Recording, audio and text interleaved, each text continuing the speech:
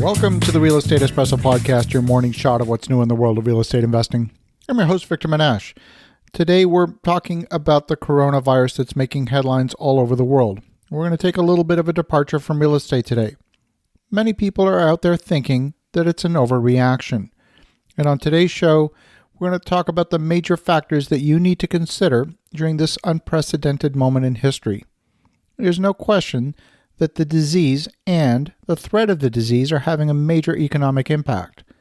Events have been canceled all over the world. Quarantines and large-scale lockdowns are underway in a number of areas.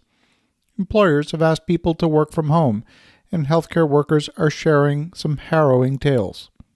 My good friends Chris Martinson and Adam Taggart at Peak Prosperity have been doing a bang-up job disseminating information about the spread of the disease. And on today's show, we're going to break down the three major conflicting factors that individuals, governments, and communities alike need to balance. Number one, the need to confine the spread of the disease. Number two, to keep the economy and society running as smoothly as possible. And number three, to protect the healthcare system from being overwhelmed.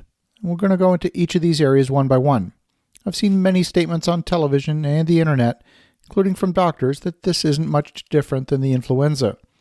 All of these quarantines are an overreaction. Well, let's look at the numbers for the coronavirus and see if we agree. The influenza does kill a number of people each year. It's usually in the range of about 0.1% of cases result in death. That's 1 in 1,000. And these are heavily skewed towards older people with other health issues and compromised immune systems. If we look at the current data from the outbreak in Italy, there's a total of 7,375 cases known to have been infected as of Sunday, March the 8th, an increase of almost 1,500 compared with the day before. So far, the disease has claimed the lives of 366 people in Italy. There were 622 deemed to have recovered and 650 who remain in hospital in serious or critical condition.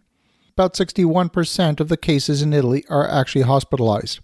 So if you want to measure the case fatality rate, you would divide the number of deaths by the number of cases where you know the outcome. They either got better or they didn't.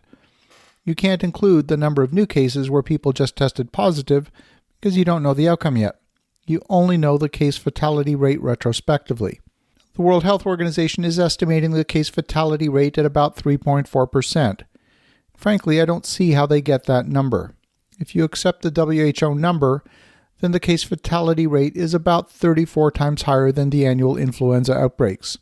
But if you look at the actual numbers you get from China, you get a different picture. Their case fatality rate is running at about 5%. And if you look at the numbers from Italy, you get a very different picture again. We'll do the math here. Let's take the total number of fatalities at 366 and divide that total number of cases where we know the outcome. So you put in 366, that's the folks who died, plus 622, those are the folks who got better, in the denominator. And when you put all that together, it gives you a case fatality rate of 37%. That's a huge number. Now, it's possible that number will come down in the future, but we don't know the outcome of the newly reported cases, so it's too soon to include those new infections in the statistics. Yesterday, the case fatality rate stood at a much lower number at 27%, but still, that's a big number. And it's clear that governments and health authorities are trying not to create panic in the population, and I get that.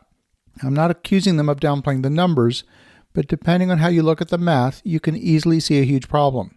That's why the Italian government, who have a pretty strong healthcare system, just put a major set of movement restrictions on 16 million people in Italy. They clearly want to limit the spread of the virus.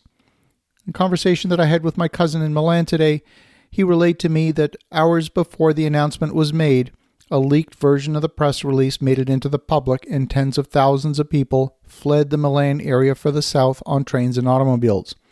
It's possible the efforts to contain the outbreak were undermined by that lapse. Let's move on to number two, the need to keep the economy going.